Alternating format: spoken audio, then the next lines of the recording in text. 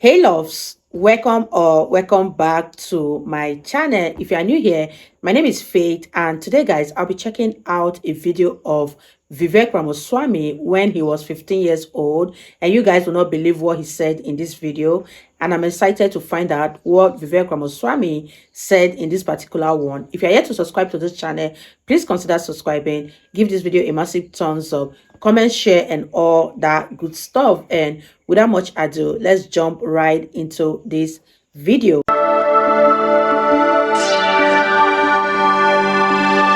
Hey guys, welcome to the Liberal Hive Mind, a channel solely focused on exposing the abundant hypocrisy of the left. Alright, so we gotta address this. I've been making a whole lot of Vivek Ramaswamy videos recently, and for the most part I've praised him, and obviously I'm not the only one who's been doing that. A lot of people have been covering Vivek. Let's be real, he's been a viral machine. His recent media tour, going to literally every single show that'll have him on, has been incredible to follow. He's done a fantastic job, and I have to admit, there's been a little bit of a political honeymoon environment surrounding him as a candidate and him as a person. But then, of course, in every single video on Vivek, you see it in the comments section. Obviously, I see it, you see it all over Twitter as well. Vivek is bought and paid for. He's a Soros shill. He's funded by George Soros. He's a WEF plant. People get this weird feeling with Vivek, as if his political rise is less than organic, as if he's a political product, a package, sent to secretly do the bidding of others. And I personally have been rather dismissive of that idea, even though secretly it's been at the back of my mind to a certain extent. I haven't really seen conclusive evidence or a major red flag, but I do have to admit that this video that's currently going viral is a little bit weird. Do I think that it's proof of a greater conspiracy? No, of course not. But it is a little bit weird. So I want to show you guys the clip that everyone's posting of Vivek Ramaswamy on TV during the early 2000s asking then candidate Al Sharpton a question during a presidential town hall in the midst of election season. Take a look. Question, go ahead.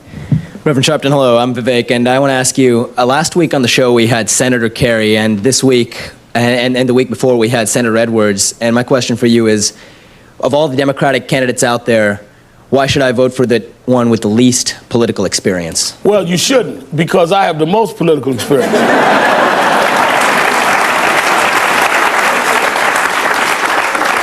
I got involved in the political movement when I was 12 years old. And I've been involved in social policy for the last 30 years. So don't confuse people that have a job with political experience.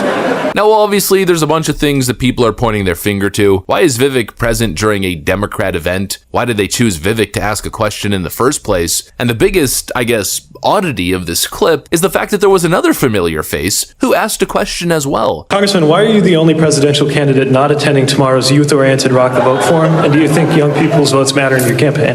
They matter a lot. That's why I'm here tonight.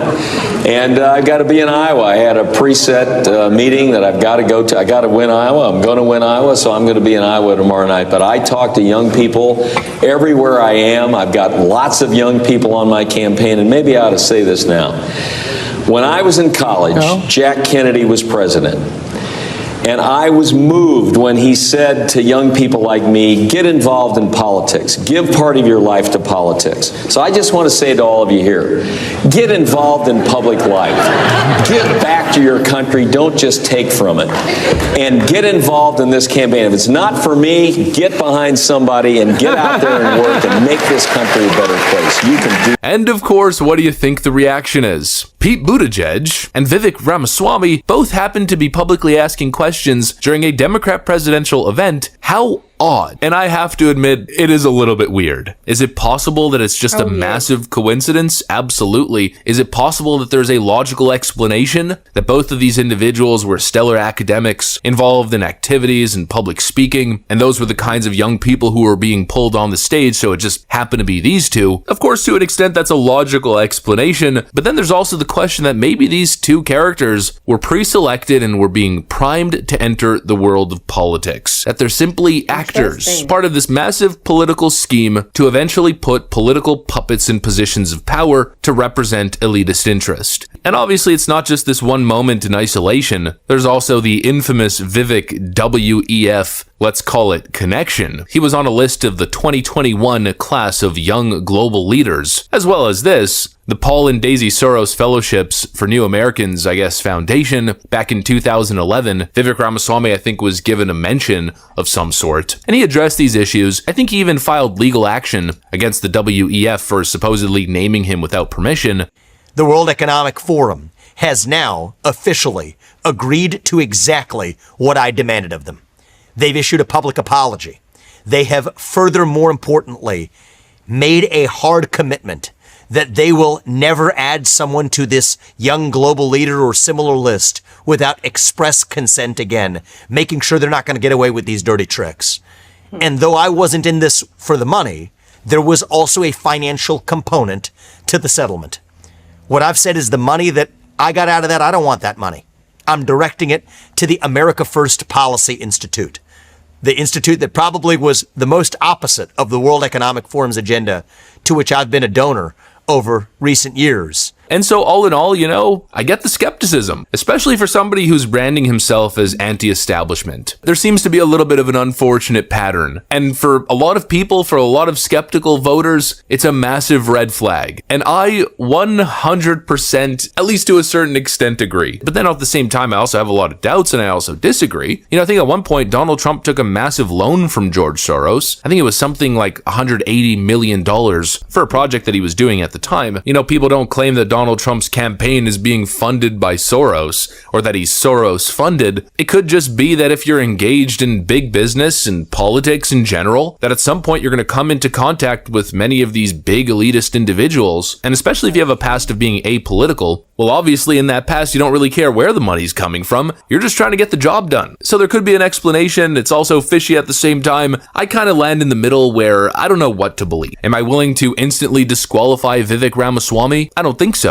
Also, I don't think it's necessarily that relevant because he's not going to be president. Unless, of course, something dramatically changes. All in all, it's hard to form a concrete opinion here because the evidence just simply doesn't cross the threshold. It seems like most of what is being presented can in fact have another explanation that isn't Vivek is a bought and paid for Soros plant. A lot of people also point to the book that he wrote in 2020, claiming that he's anti-Trump and now grifting, pretending to be pro-Trump. But I don't think that's a very strong argument. I think there's a lot of people who sort of had political awakening moments, especially over the last 8 years. I'm not going to discredit or attack somebody because they don't have absolute allegiance to one political figure or ideology, or because there's recent evidence of a political evolution when it comes to their stances. I mean, I've changed considerably over the last, let's call it 2 years. I think remaining ideologically malleable, if anything, is a sign of intellect, and more importantly, intellectual honesty. So I guess all of that, going in circles, the end conclusion for me on this issue is, I don't friggin' know. Are there red flags? Yes. Are they 100% convincing? No, not exactly, but it is certainly a little bit of a weird situation. And I think ultimately, it's obviously going to have an impact on Vivek's, let's call it, electability, especially in the Republican nomination process. It simply is what it is. Some people are going to believe that he's a plant, others won't, and obviously that'll hamper his ability to ever win the nomination as the Republican presidential candidate. That's pretty much it. My apologies if you guys were expecting me to take a hardline stance on this one, but that's pretty much what I got. Thanks for watching, and hopefully I'll see you on the next one. Wow, you guys, I really enjoyed reacting to this video. I mean, how else can Vivek Ramaswamy not ask a question in such a political gathering when he is so smart and they know that he's going to ask a very important and a good question? I don't think that Vivek Ramaswamy is a plant and he's being sponsored by George Soros. Let me know your thoughts on this one because I don't even know what to say anymore. But you guys, I really had fun reacting to this video. If you totally enjoyed watching, give it a massive thumbs up, comment, share, and all that good stuff. And this is me officially signing out. I'll see you guys in the next one. Bye, guys.